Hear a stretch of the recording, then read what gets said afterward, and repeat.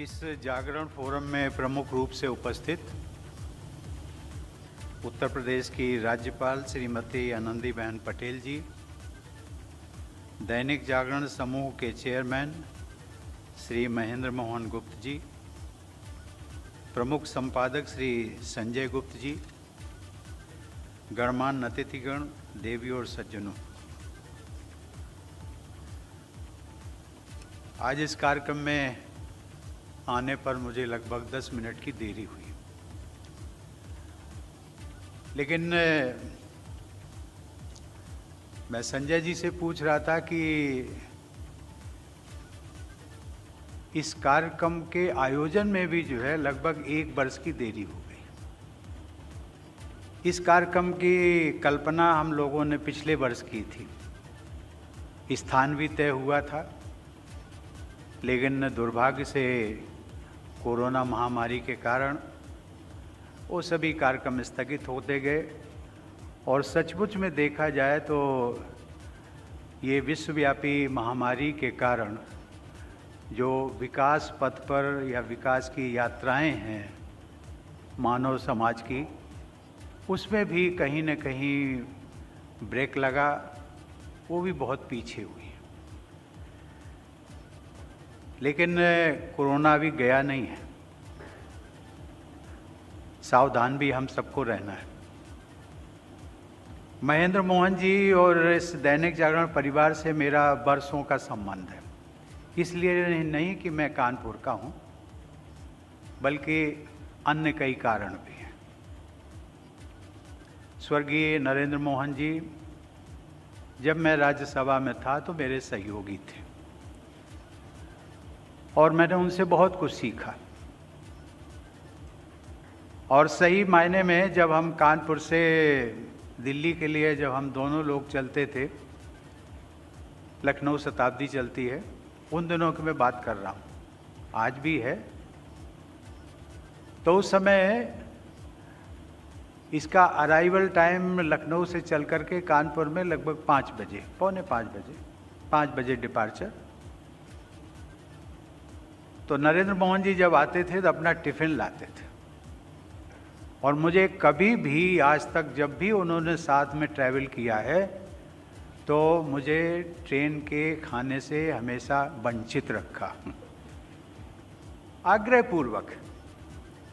गोविंद जी, आज रात्रि का भोजन आप हमारे साथ ही करेंगे, और मुझे टिफ़िन दिखाते थे। तो मैं कहता था आप अपने लिए लाए हो ना? कहते नहीं नहीं, मैं कई लोगों के लिए लाया हूँ, उनमें आप भी हैं। उनसे बराबर संपर्क रहा। राज्यसभा में हम एक दूसरे के सहयोगी रहे, एक दूसरे से सीखा, बल्कि मैं कहूँगा कि मैंने उनसे अधिक सीखा। और जिस पृष्ठभूमि से मैं आता हूँ और वो जिस पृष्ठभूमि से निकले, उसमें ज़मीन आसमान का अंतर। मैं एक ग्रामीण परिवेश से निकल करके आया, और वो एक साधन संपन्न और प्रतिष्ठित परिवार में जन्मे और वहाँ से आगे बढ़े। एक चीज़ जो उन्होंने मुझे दी वो मुझे याद करता हूँ। कभी कभी हम कहते थे, जब हम लोग राज्यसभा में मिलते थे तो मुझे प्रातः जब बैठकें होती थी उसमें कहते थे कि गोविंद जी आज हम लोग प्रधानमंत्री जी से मिलेंगे। अटल जी प्रधानमंत्री हुआ करते थे। तो मैंने कहा भाई एक प्रोटोकॉल होता है, मर्यादा होती है प्रधानमंत्री जी की, आपने समय लिया है क्या? कहते नहीं, समय नहीं लिया है, हम लोग चांस लेते हैं, आप चलिए हमारे साथ। मैंने कहा मुझे क्यों लेके चल रहे हो? कहते नहीं, 1 से 2 भले होते। तो मुझे ले जाते थे, प्रधानमंत्री कार्यालय में ले गए, एक लिखा नरेंद्र मोहन गुप्त, रामनाथ कोविंद, दोनों की स्लिप अंदर भेज दी। प्रधानमंत्री जी बैठे हुए तो बुला लेते थे, नहीं होते थे तो वो लोग कहते थे नहीं आज हो पाएगी मुलाकात, नहीं हो पाएगी तो कल होगी। तो मैं उनको ये कहता था, हाँ वो मुझे कहते थे, मैं कहता था कि आप बार बार प्रधानमंत्री जी से क्यों मिलने की बात करते? तो कहते थे कि देखो, मैंने एक बात और पूछी, आपको संकोच नहीं लगता है बार बार प्रधानमंत्री जी से, देश के प्रधानमंत्री जी से मिलने का? तो तो उन्होंने कहा कि कोविंद जी, वो भी इंसान है, हम भी इंसान हैं, हम दोनों बराबर हुए, फिर किस बात का संकोच, किस बात का? वो हमारे प्रधानमंत्री हैं, देश के प्रधानमंत्री हैं, मैं देश का नागरिक हूँ। ये उनकी जो सोच थी, उस सोच को मैं आज भी याद करता हूँ कि उससे व्यक्ति का जो मनोबल है, कॉन्फिडेंस लेवल है, उसको कितना ऊपर किया उन्होंने।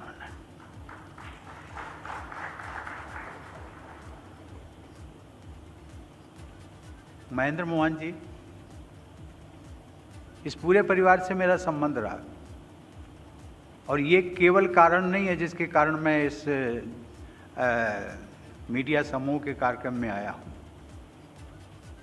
ये महेंद्र मोहन जी, जब मैं राज्यसभा का सांसद था, ये भी थे सांसद, यद्यपि हम दोनों अलग अलग पार्टी से थे, लेकिन पड़ोसी थे। साउथ एवेन्यू में मैं 53 और 55 में रहता था, और भाई साहब जो है वो 57 में रहते थे, जिसमें कि मेरा राज्यसभा का कार्यकाल पहले बीत चुका था, उसमें वो आकर के आए थे। इस प्रकार का एक जो जुड़ाव रहा है वर्षों तक का, और उसके पश्चात भी, और वो संबंध जो है उसको इन लोगों ने भी निभाया, और मैं भी प्रयास करता रहता हूँ कि मैं भी निभा सकूँ। ये जो पारस्परिक संबंध व्यक्तियों के होते हैं, वो उसकी एक अनूठी कहानी होती है, उसका एक अलग से संयोग होता है, उसकी अलग से केमिस्ट्री होती है, और ये आपको कहाँ से कहाँ तक ले जाती है, और क्या से क्या आपको बना देती है, और क्या से क्या सीखने को मजबूर कर देती है। इस पृष्ठभूमि में मैं अब अपनी बात शुरू करता हूँ।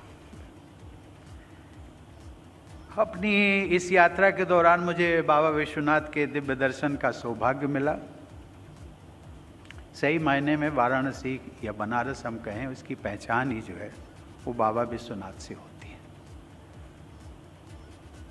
माँ गंगा की संध्या आरती में भाग लेने का अवसर भी मिला। बाबा विश्वनाथ से सभी देशवासियों से मैंने स्वास्थ्य और समृद्धि का आशीर्वाद प्राप्त किया। मैं स्वयं को कृतार्थ अनुभव कर रहा हूँ। पिछले बृहस्पतिवार के दिन ही पूरे देश भर में, और पूरे, या यूँ कहें पूरे विश्व में, श्रद्धालुओं ने महाशिवरात्रि का पर्व भी मनाया। हम सब जानते हैं कि शिव का अर्थ ही होता है कल्याण। मुझे बताया गया है कि बनारस में एक और अनूठी परंपरा है। यहाँ परंपराएं बहुत हैं, लेकिन मैं केवल एक परंपरा का उल्लेख करना चाहता हूँ।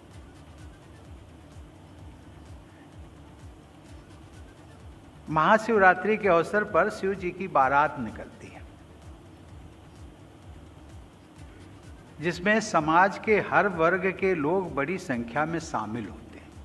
उसकी विशेषता ये है, शिव जी की बारात एक समावेशी समूह की कल्पना पर आधारित है। प्रायः जब किसी की बारात निकलती है तो उसी वर्ग या उसी समुदाय के लोग एकत्रित होकर के बारात के प्रोसेशन में भागीदार बनते हैं। लेकिन शिव की बारात, वो जो कल्पना आपकी समावेशी कल्पना है, उस कल्पना पर आधारित है, और समाज के हर वर्ग के लोग, उनको लगता है कि ये शिव जी की बारात जो है वो अपने ही, इसमें अपने परिवार का ही, शिव जी जो बने हैं वो अपने परिवार का ही दूल्हा है। हर कोई अपने को शिव से जोड़ता है। उस बारात में शामिल होने के लिए साज सज्जा की आवश्यकता भी नहीं होती है। ये सहजता ही बनारस को दूसरे शहरों से अलग करती है। मेरा मानना है कि जिस विषय पर हम लोग चर्चा के लिए एकत्रित ये कार्यक्रम आयोजित हुआ है, आज से प्रारंभ होने वाला है, मेरा मानना है कि गंगा और हमारी संस्कृति एक दूसरे पर आधारित है। इनको अलग नहीं किया जा सकता, एक दूसरे के पूरक हैं, या यूँ हम कहें कि एक दूसरे का अस्तित्व एक दूसरे पर निर्भर है। इसी माँ गंगा का शुद्ध होना हमारे पर्यावरण की स्वच्छता का एक महत्वपूर्ण मापदंड भी है। परसों गंगा आरती में हम सब ने गंगा की स्वच्छता के संरक्षण और संवर्धन का संकल्प भी लिया। गंगा पर्यावरण और संस्कृति का संरक्षण और संवर्धन हमारे देश के विकास का आधार है। ऐसे महत्वपूर्ण विषय पर, या जिसको हम कहें कि सामाजिक सरोकार से संबंधित विषय, उस पर चर्चा का आयोजन बहुत ही प्रासंगिक है, सार्थक है और उपयोगी। इस विषय पर गहन मंथन निरंतर होते रहने चाहिए। एक मंथन से काम नहीं चलने वाला, निरंतरता। यदि गंगा की निरंतरता को हम देखेंगे तो उस पर हमारी उसकी निर्मलता, अविरलता को बनाए रखने के लिए भी हमारी जो चिंतन है, मनन है, वो भी निरंतर होते रहने चाहिए। और मैं समझता हूँ कि ऐसे मंथनों से निकले अमृत से जन जन के कल्याण का मार्ग प्रशस्त होगा। इस आयोजन के लिए निरंतर अस्तित्व वाली विश्व की प्राचीनतम नगरी काशी से बेहतर कोई और स्थान नहीं हो सकता था। अतः इस चर्चा को काशी में आयोजित करने के लिए मैं जागरण समूह की सराहना करता हूँ। देवी और सज्जनों, मैं स्वयं को भी माँ गंगा की करोड़ों संतानों में से अपने को एक मानता हूँ। मेरा जन्म गंगा के किनारे बसे कानपुर देहात के एक गांव में हुआ। मेरा बचपन, छात्र जीवन और युवावस्था सभी गंगा के सानिध्य में ही बीते। मुझे गंगा के उद्गम स्थल गंगोत्री की यात्रा करने का भी सौभाग्य मिला। और यहाँ तक कि सन 2006 में मुझे कैलाश मानसरोवर की यात्रा का सुअवसर मिला, जिसे एक प्रचलित लोक मान्यता के अनुसार गंगा का अदृश्य उद्गम स्थल भी माना जाता है। लेकिन ये हमारा सानिध्य, गंगा के साथ जो हमारा सानिध्य मेरा व्यक्तिगत, वो समाप्त यहीं पर समाप्त नहीं होता है। बिहार का जब मैं राज्यपाल था, उसकी जब मुझे जिम्मेदारी मिली तो वहाँ भी माँ गंगा के अंचल में काम करने का अवसर मिला, लगभग 2 वर्षों तक। राज्यसभा का जब मैं सांसद था तो उस समय हरिद्वार में गंगा के किनारे स्थित कुष्ठ रोगियों के बच्चों के विकास और उत्थान के लिए जो विद्यालय चल रहा था, उस विद्यालय में छात्रावास के निर्माण में अपनी सांसद निधि की एक बड़ी धनराशि का उपयोग करने का मुझे अवसर मिला। मैं जब इन सभी घटनाओं को जोड़कर देखता हूं तो मुझे लगता है कि गंगा की पवित्रता, निर्मलता और अविरलता सदैव मेरे जीवन में मार्गदर्शन व प्रेरणा के प्रमुख स्रोत रहे हैं और आगे भी बने रहेंगे। वस्तुतः हमारे जीवन मूल्यों में गंगा की पवित्रता का अर्थ है कि हम मन, वचन और कर्म से शुद्ध बने। गंगा की निर्मलता का अभिप्राय है कि हम निर्मल हृदय के साथ हम सब लोग जीवन बिताएं, और गंगा की अविरलता का तात्पर्य है कि बिना रुके हुए अपने जीवन पथ पर हम सतत आगे बढ़ते रहें। गंगा से जुड़ा ये संदेश पूरी मानवता के कल्याण के लिए है। देवी और सज्जनों, गंगा को केवल सिर्फ एक नदी के रूप में देखना पर्याप्त नहीं है। गंगा भारतीय संस्कृति की जीवन धारा है तथा अध्यात्म और आस्था की संवाहिका है। हमारे देश में ऐसी मान्यता है कि भारत की सभी नदियों में गंगा का अंश है। गंगा के प्रति अनुराग देश के उत्तर से दक्षिण व पूरब से पश्चिम तक हर जगह प्राप्त है। अनेक श्रद्धालु भारत से गंगा जल ले जाकर विदेश की नदियों में प्रवाहित करते हैं और इस प्रकार उन नदियों को भी अपनी आस्था से जोड़ लेते हैं।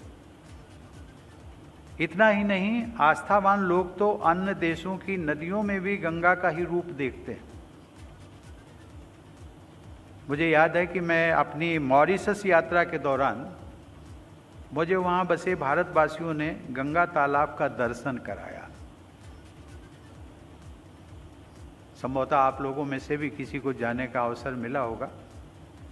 ऐसा लगता है कि हमारे देशवासी जहाँ भी जाते हैं वो अपने हृदय में गंगा को लेकर जाते हैं और वहाँ किसी न किसी रूप में स्थापित कर देते हैं। लेकिन गंगा की पवित्रता और गंगा की महत्ता यहीं समाप्त नहीं होती है। हम भारतवासियों के लिए गंगा का इतना महत्व है कि यदि व्यक्ति डेथ बेड पर जब जाता है तो उसकी भी एक अंतिम इच्छा होती है कि गंगा जल की एक बूंद यदि हमें मिल जाए, मेरी जीवा पर पड़ जाए, तो शायद मैं सीधे स्वर्ग जाऊंगा। एक कल्पना है, मैं उसमें नहीं जाना चाहता हूं, उसकी सच्चाई और उसके लिए। लेकिन ये जो श्रद्धा है गंगा के प्रति, वो इसको दर्शाती है। इस प्रकार गंगा ने भारतवासियों को विश्व के कोने कोने में मातृभूमि के साथ साथ देश की संस्कृति और परंपरा के साथ जोड़ता है, और ऐसे जोड़ा है कि जीवन जब प्रारंभ होता है तब से और जीवन का जब अंत होता है तब तक। वस्तुतः गंगा भारतवासियों की पहचान है।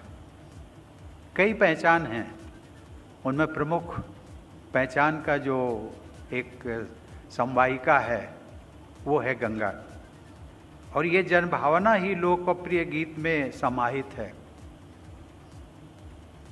और परिलक्षित भी होती है।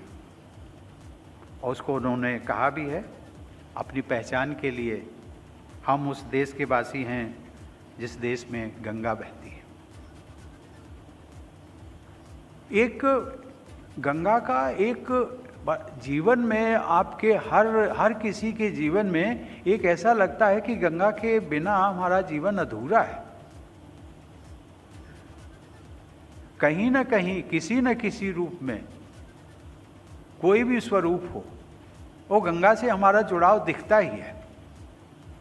और कुछ नहीं होगा, एक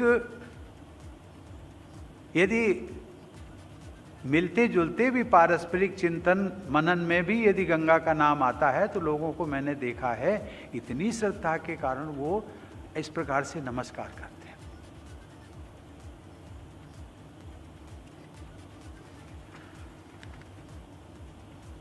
गंगा के लगाव ये केवल एक विशेष समुदाय या विशेष संप्रदाय के लोगों के साथ नहीं जुड़ा हो, हर भारतवासी के साथ जुड़ा हो।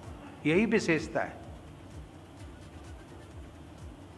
मुझे वह बताया गया, एक उल्लेख मुझे बताया गया कि गंगा के लगाव के अद्भुत उदाहरण बिस्मिल्लाह खां साहब के संस्मरणों में पाए जाते हैं। उनसे कई संगीत प्रेमी उन्हें मुंबई में बसने का अनुरोध किया करते थे। बहुत बड़े कलाकार थे, विश्वविख्यात। जब मुंबई में अपना प्रदर्शन करते थे तो वहाँ पर भी हमारे उत्तर भारतीय बहुत सारे लोग हैं, तो उनको आग्रह करते थे कि खां साहब आप मुंबई में बस जाइए। तो उनका उत्तर क्या था? मैं यहाँ तो बस जाऊँगा, मुझे आप वाराणसी से मुंबई तो ले जाओगे,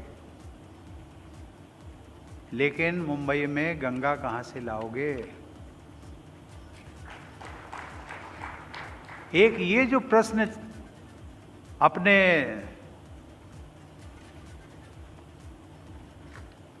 शुभ चिंतकों को जो संकेत देते थे, उसमें वास्तविकता निहित थी कि गंगा का क्या अर्थ है, गंगा का क्या महत्व है इस देश के हर भारतवासी के लिए।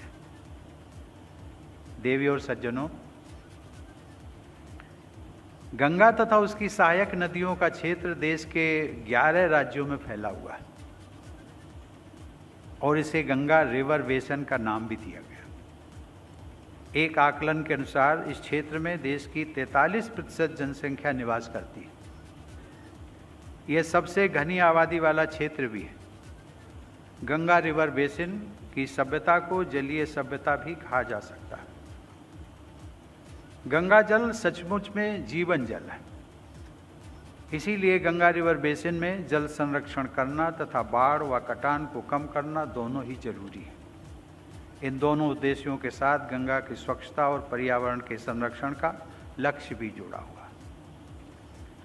गंगा और पर्यावरण को ध्यान में रखते हुए सन 2015 में नमामि गंगे नामक एकीकृत गंगा संरक्षण मिशन कार्यक्रम की शुरुआत की गई। मुझे संतोष है कि सरकार द्वारा किए गए इस मिशन के अच्छे परिणाम दिखाई देने लगे, लेकिन अभी हमने लक्ष्य हासिल नहीं किया है। गंगा को निर्मल बनाने के लिए ऋषिकेश से गंगा सागर तक बड़ी क्षमता के सीवेज ट्रीटमेंट प्लांट भी लगाए जा रहे हैं। भारत के प्रधानमंत्री और वाराणसी के हमारे सांसद प्रतिनिधि श्री नरेंद्र मोदी जी ने गंगा की स्वच्छता और काशी के वैभव को बढ़ाने का बीड़ा उठाया तथा इस दिशा में भागीरथ प्रयास भी किए। आप सबको याद होगा कि 80 घाट की सफाई करने के लिए प्रधानमंत्री ने स्वयं फावड़ा चलाकर घाटों को स्वच्छ बनाने के अभियान की शुरुआत की थी। ऐसा हमने विश्व में कहीं कोई प्रधानमंत्री नहीं देखा होगा और ना इस देश में कोई प्रधानमंत्री देखा। मुझे बताया गया है कि बनारस के घाट अब तुलनात्मक दृष्टि से काफ़ी साफ सुथरे हैं। गंगा नदी व घाटों तथा बनारस शहर में स्वच्छता पर जोर देने के कारण न केवल पर्यावरण संरक्षण को बल मिला है, बल्कि पर्यटकों के लिए बनारस की यात्रा और अधिक आनंददायक हो गई। महात्मा गांधी को सन 1916 की बनारस की अपनी यात्रा के दौरान विश्वनाथ मंदिर की सकरी और गंदी गलियों को देखकर बहुत कष्ट हुआ था। वे इस बात से भी क्षुब्ध थे कि गंगा के किनारे बसे शहरों की सारी गंदगी गंगा में प्रवाहित की जाती थी।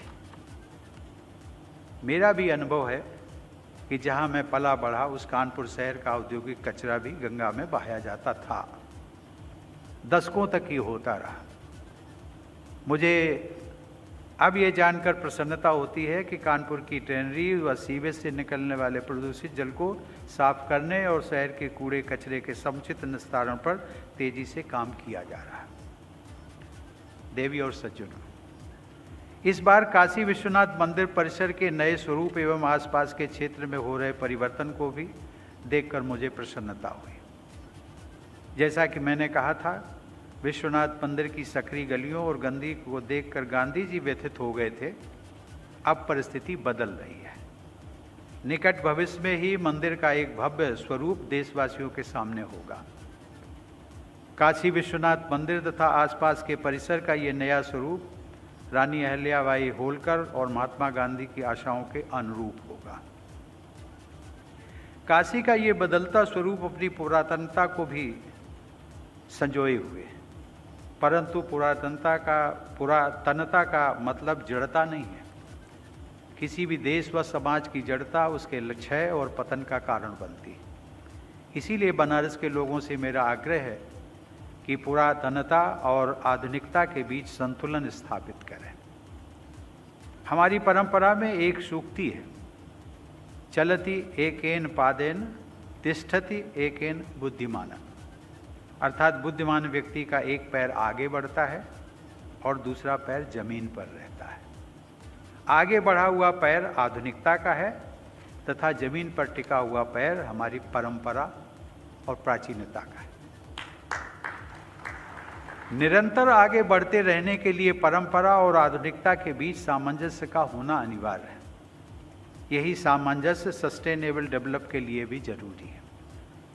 गंगा को स्वच्छ रखना, पर्यावरण का संरक्षण करना और हमारी संस्कृति और धरोहर को समृद्ध बनाना केवल सरकारों का काम नहीं है, बल्कि सभी देशवासियों का सामाजिक और व्यक्तिगत दायित्व भी है। इस सोच को देशव्यापी स्तर पर अपनाने और आत्मसात करने की ज़रूरत है। यह प्रसन्नता की बात है कि पिछले कुछ वर्षों के दौरान लोगों में जागरूकता बढ़ी है। अनेक संगठनों, विभिन्न कार्य क्षेत्र के लोगों, विशेषकर मीडिया कर्मियों ने तथा गंगा के किनारे बसे ग्रामवासियों ने गंगा की स्वच्छता के लिए सराहनीय योगदान दिया है। देवियों और सज्जनों, बनारस में अध्यात्म, साहित्य और संगीत का अद्भुत संगम रहा है। आज से लगभग 2600 वर्ष पहले इसी क्षेत्र में स्थित सारनाथ में गौतम बुद्ध ने अपना प्रथम संदेश दिया था। आदि शंकराचार्य को काशी में ही ये ज्ञान प्राप्त हुआ था कि सभी प्राणियों में एक ही ब्रह्म व्याप्त है। इसी काशी में संत रविदास और संत कबीर से लेकर गोस्वामी तुलसीदास तक की परंपरा ने साहित्य और अध्यात्म को विशालता दी, रूढ़िवाद का विरोध किया तथा ज्ञान, समता और सौहार्द का प्रकाश फैलाया। यहाँ के समरस समाज के ताने बाने को यहाँ के मल्लाह, बुनकर और साधु संत विशेष स्वरूप प्रदान करते रहे। काशी देश के सर्वाधिक भारत रत्नों की जन्मस्थली व कर्मभूमि भी रही है। लाल बहादुर शास्त्री, डॉक्टर भगवान दास, उस्ताद बिस्मिल्लाह खां और पंडित रविशंकर बनारस में पैदा हुए और यहीं उन्होंने अपनी प्रतिभा को तराशा। इनके अलावा महामना मदन मोहन मालवीय ने बनारस को ही अपनी मुख्य कर्मस्थली बनाया। इस तरह आपके इस शहर के 5 भारत रत्नों ने उत्कृष्टता और राष्ट्र सेवा के अद्भुत प्रतिमान स्थापित किए और जिसका हम सभी जो वाराणसी निवासी हैं, हम सबको गौरव होना चाहिए। देवी और सज्जनों, हमारे देश के एक बहुत बड़े भाग में पर्यावरण और संस्कृति का संरक्षण व संवर्धन तभी हो सकता है जब गंगा की धारा अविरल व निर्मल बनी रहे। संत कबीर ने भी कहा था कि कबीरा मन निर्मल भया जैसे गंगा नीर, उसकी तुलना उन्होंने की थी। यानी गंगा जल को ही निर्मलता की सबसे बड़ी कसौटी माना जाता था। संत रविदास भी पावन गंगा को ही मन की निर्मलता का आदर्श मानते थे, इसीलिए उन्होंने कहा था मन चंगा तो कठौती में गंगा। पिछली पीढ़ियों के लोग काशी में गंगा स्नान करने से पहले घर से स्नान करके जाते थे ताकि गंगा मैली न हो। इसीलिए आज हम सबका दायित्व बन जाता है कि गंगा को एक बार फिर निर्मलता के उस स्तर पर ले जाएं जिसका विवरण हम संत कबीर, संत रविदास तथा प्राचीन काल के ऋषि और मुनियों की वाणी में पाते हैं।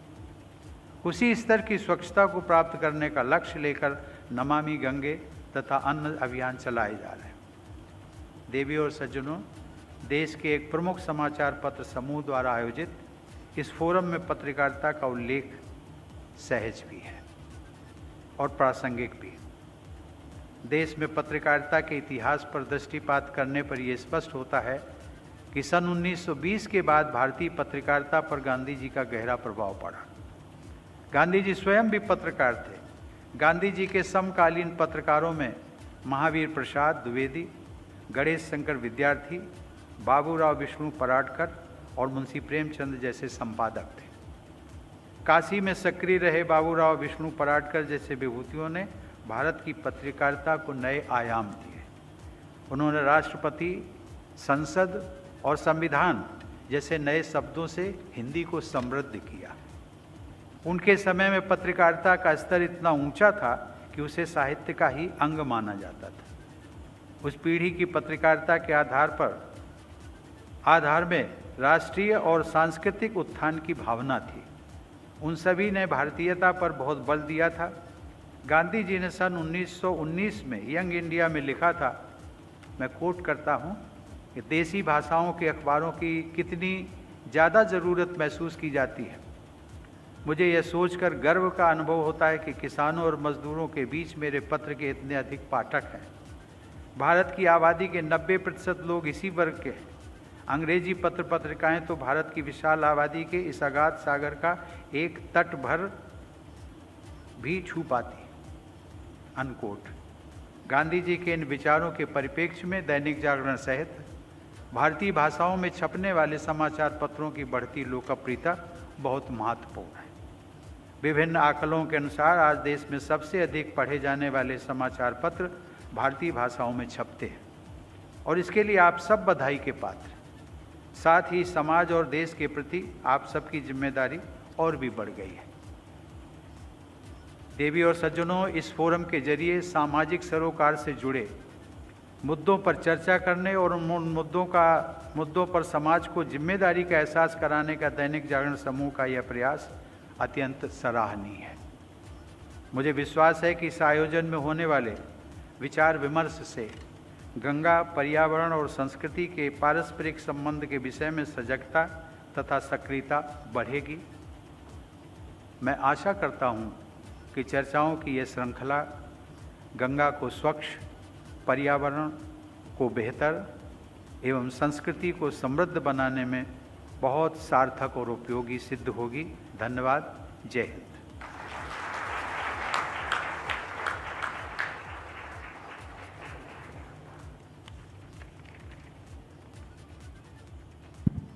बहुत धन्यवाद माननीय राष्ट्रपति महोदय, आपके आत्मिक और विद्वतापूर्ण उद्बोधन के लिए। अब जागरण पब्लिक स्कूल के छात्रों द्वारा राष्ट्रगान। जनगण